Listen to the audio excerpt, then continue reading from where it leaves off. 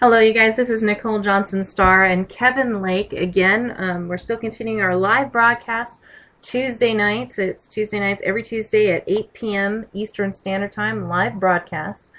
And I was saying before we got cut off in the last segment, go out to 25 people. 25 people every week. I challenge you to do that, and I know you can. And Kevin said, when we found out we've been cut off, Kevin said that he is going to do, I challenged him to do the same thing, and he is going to, by the way, he's in the restroom right now, so we'll just ignore that because thank God he didn't take us in again this time. Whew! So, yes, that did happen. You can go to a previous episode to find that. But he is actually going to do the same thing. He's going to do 25 veterans a day. So on top of his 25 contacts, he is actually going to add another 25 veterans that he's going to reach out and say thank you to every single day, which means, you know what, I'm going to actually get to match that. So if he can do it, so can I. So for those veterans that are out there, here's contact number one. Thank you so much for all you do. And that's not just the veterans that are serving, that served in uniform, but most especially to those veterans that are still serving even though they've taken off the physical uniform. Thank you for continuing to serve, especially, Seal of Honor, all veteran parachute team, Team Extreme, especially to those two teams, and to Seal of Honor. You guys rock my world. And, for those folks who are waiting for that interview on the all veteran parachute team, that will be out as soon as we get the sound cleared up. All right, Kevin is back from the bathroom again. But Hello, I'm back. I'm done to go pee-pee. I shared with them that you were doing 50 contacts a day and that you're going to get up at 3 a.m. instead of 4 a.m. And that So you've committed me to that, huh? you said it, and you thought you were on the air anyway. Because I got tired of people committing me, Nicole. Hey, you said it first. That's a joke. Remember, You said it first. Ha mental ha. institution. Hee hee. Yeah, I know. Hey, I'll do it. Sure. Okay. All I did was repeat your words. So you cut us off, or we ran out of time before we got to that why I get up at 4 in the morning to start my workday?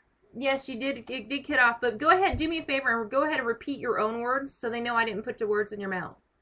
Okay.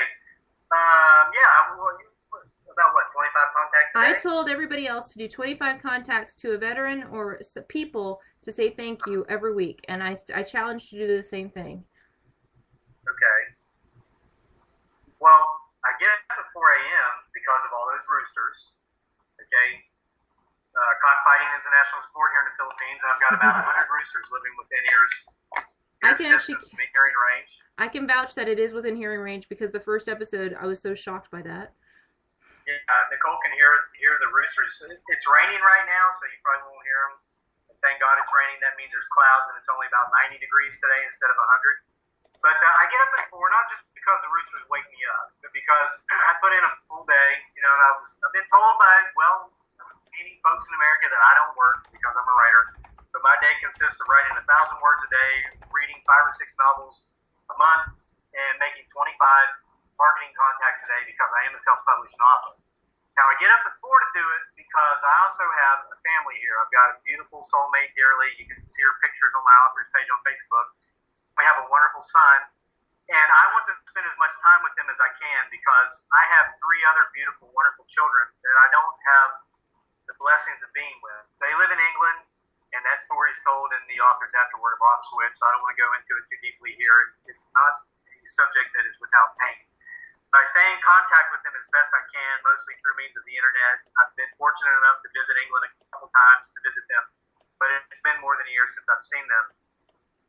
So I get up at 4 o'clock in the morning so I can pursue my passion, my writing, and my marketing, and do the things I need to do with that without taking time away from my family here.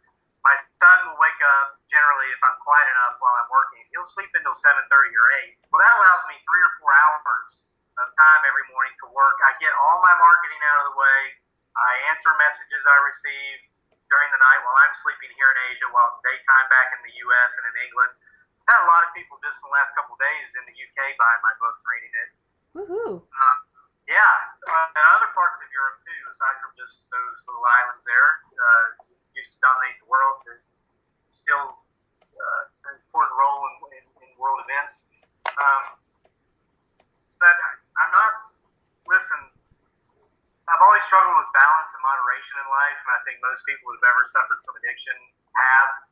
I'm trying to decent balance, and I will not put one thing that is of importance to me in front of something else that is of importance to me, because I've learned through my own experiences that none of these things that are important to us are promised for us tomorrow.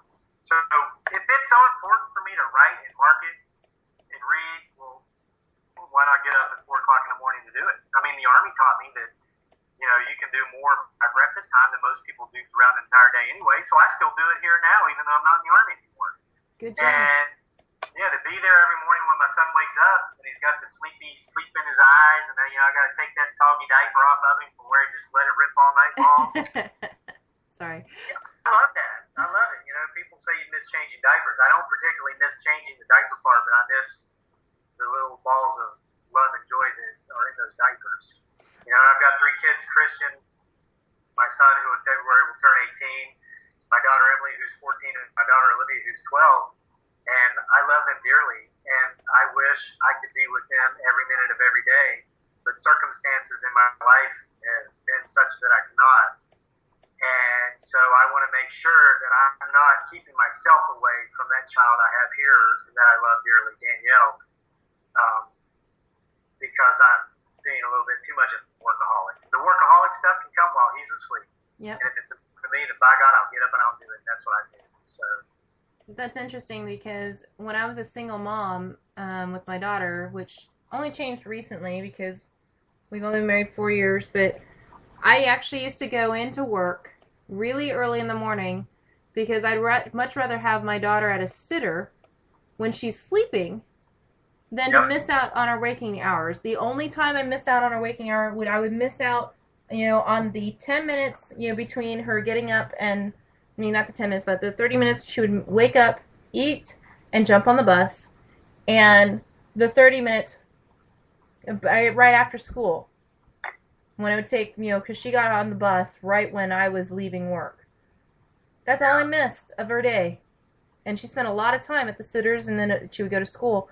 But I didn't miss out on anything. Whenever she had something going on at school, I could be there.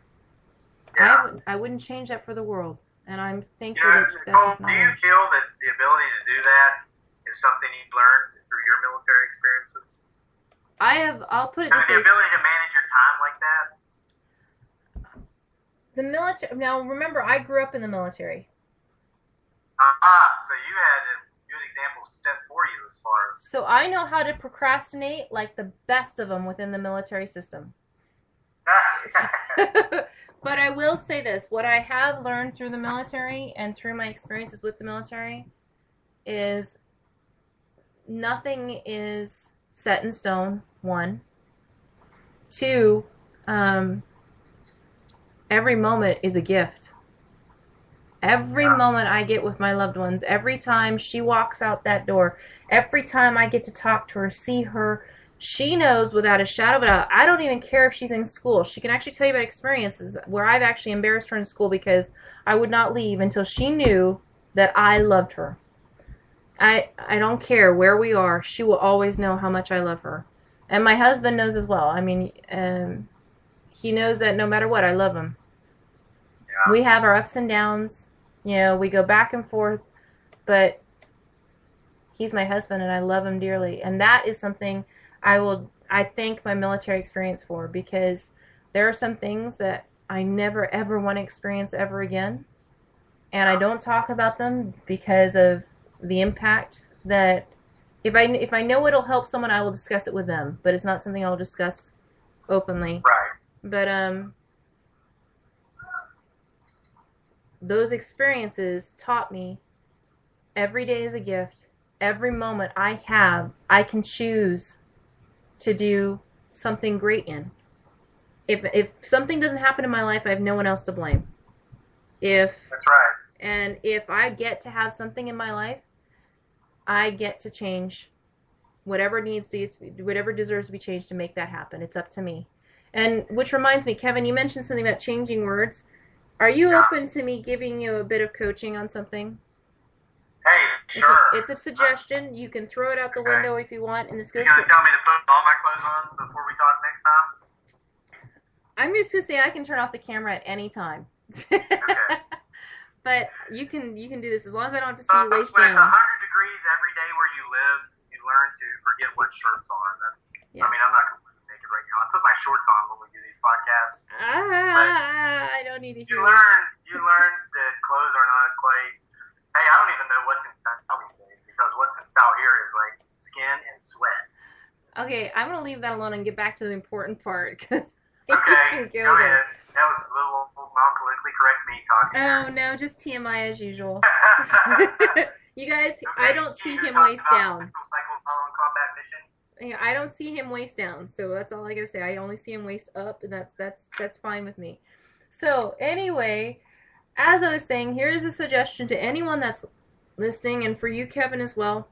Change "I have to" "I get to." See what that does for you. Change "I have to." Whenever you use the words "I have to," change that to "I get to." Because everything in life is a choice. Everything. That includes who we love, who we don't, what we do, what we don't do. Everything is a choice. So change "I have to" "I get to." Just do it for 1 week. Next week, let me know what's going on with you on that one, Kevin. Yeah, okay. Hey, that's good. I mean, that's a powerful message. You know, because and really, we don't have to do anything. We choose to do everything that we do. Yep. You know, oh, I have to go to work. I hate my job. Well, you don't have to. Don't. Oh, but I have to pay my bills. Well, is that the only way that's possible? By going to a job you hate? Yeah, you changed your whole life, Kevin. I did, and I'm continuing to do so. And I've made some changes in the past year I've made before, but just didn't stick. They stuck for a while. Life's always changing. Our circumstances are always changing. We don't have to change with it in ways that are uncomfortable or dangerous to us. We choose the directions in which we go. Now, there's a higher power out there that sets a lot of our steps for us. That's a whole other topic. I don't want to go down that road, but I've been, talking with, we were mentioning these groups earlier in my marketing efforts and how it puts me in contact with some magical people. Can you hear my son? I hear him. Tell him I said hi. Hi, Danielle. Nicole says hi. I'm hiding in my garage but he heard my voice, so he's sticking his head out the window. And you can see him here peeking out the window. Say hi, Nicole. See Nicole right here? Hello. He's just looking at me today. There he is. Say hello. Say hi, Nicole. Hello. Oh, I see you waving today. Is that you, Dearly, behind her, or is that MJ behind?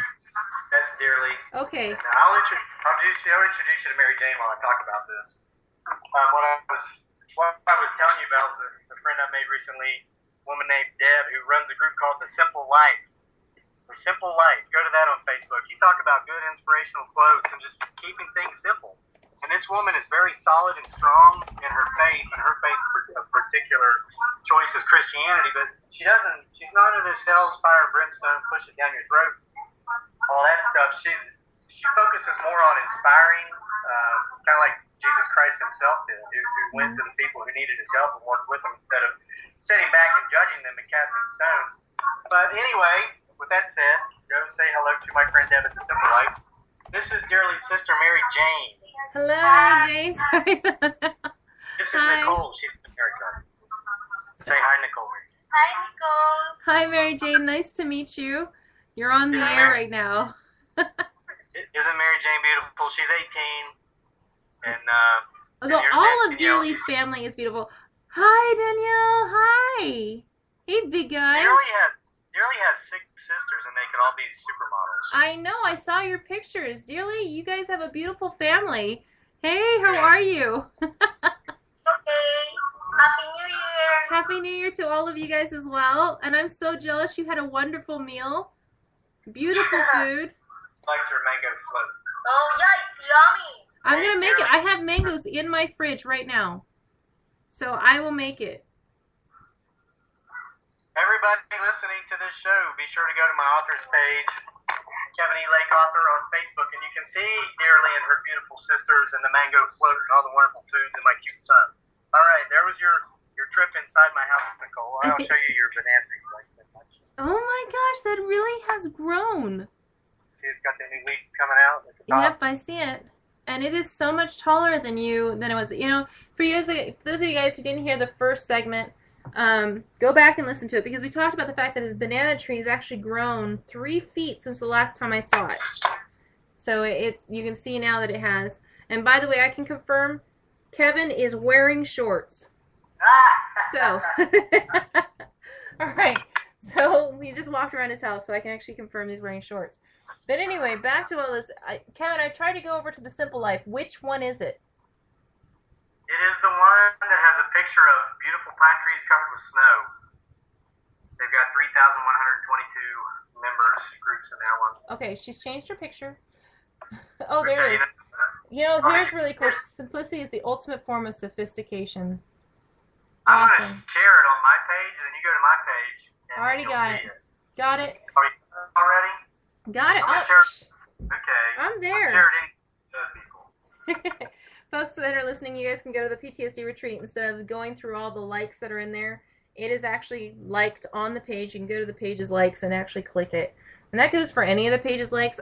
If there's a page that's been liked on there, there's a reason. It's because it rocks. Check it out. For whatever reason. There's even one about homesteading and having your own place and living off the land. And Kevin and I have talked about this both on air and off, how much we feel that whole food is so good for you. And I will constantly say that. And, you know, I personally disagree with how much medication is being given out. Now, medication, if you want to change something in your life, please talk to your doctor. This is for educational and informational only purposes only. But if you want to change something, go talk to your doctor, see what they say. And I suggest you go see a natural doctor. You know, I always mess this up whenever I say you can talk to a neurologist, you can talk to a homeopathic. Thank you. Yeah, go talk to a homeopathic doctor and talk to them about what's going on in your life and see what they suggest for you, as well as your own mental health professional and your physician. But I say that you can go and find there's a lot of things out there that are being cured by whole foods. A lot. Check out the hypoglycemic diet. Psychologist Jurian Plesman. He's from Norway, I believe, and he lives out in Australia. He's actually going to be a guest this year on our webinar series, and he talks about how awesome this stuff is for you. But anyway, going back to the point, any likes that you see on Facebook, on the PTSD retreat, there's a reason they're on there. They're either recommended by folks who have been on the show or by people who are frequent the page. And I'm telling you, you definitely want to check things out. And I'm going to direct you to something that was just posted to the page. Who did that? As soon as I find out where he put it. Where did you put it? I put it on your personal page. Oh, see.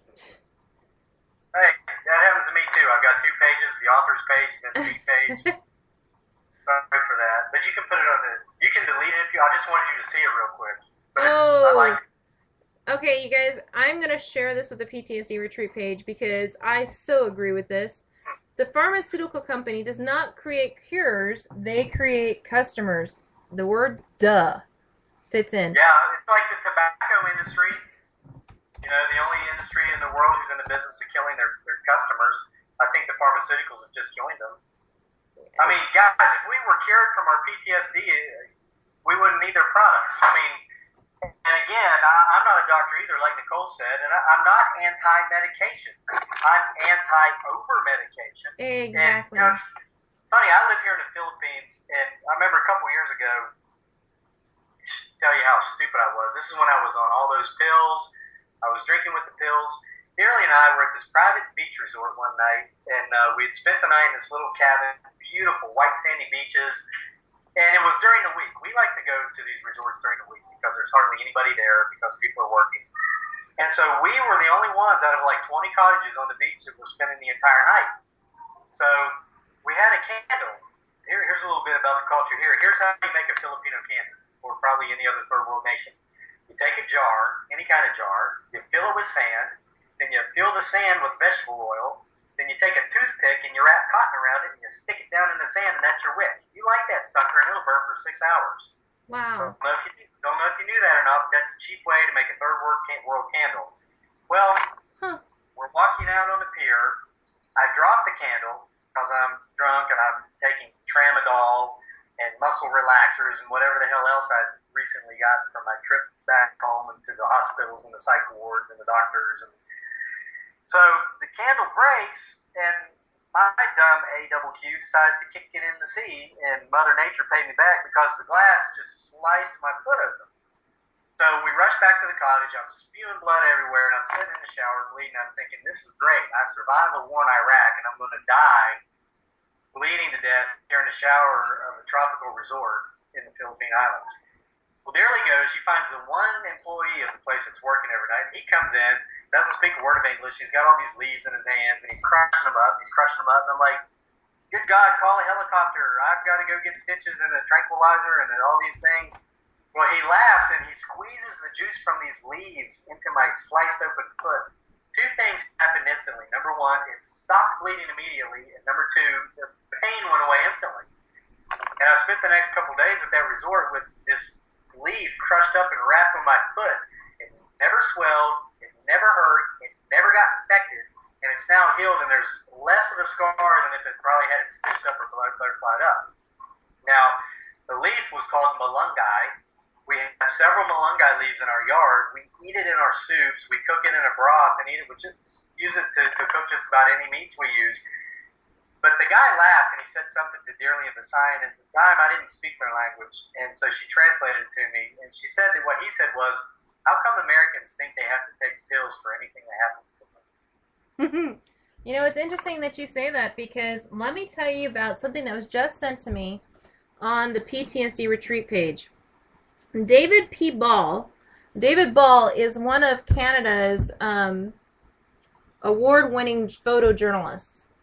And this guy goes out and gets the story on the ground. I mean, he's boots on the ground, is if you were to take a military term for it, because he goes right into the fix of things. And he sent me an article. And I want you to hear about this, because I'm going to give you a little bit of it. Canada has approved the use of ecstasy in a study into post-traumatic stress disorder. This is from December 28th. It was a special to National Post. And I'll just read you one line of it. In the Journal of Psychopharmacology, they reported that more than 83% of several PTSD patients treated with MDMA, which, by the way, that's the medical abbreviation for ecstasy,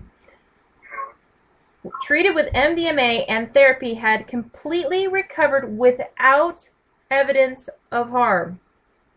And they did a follow-up study published last month that found that all of the patients still have virtually no symptoms 2 years later.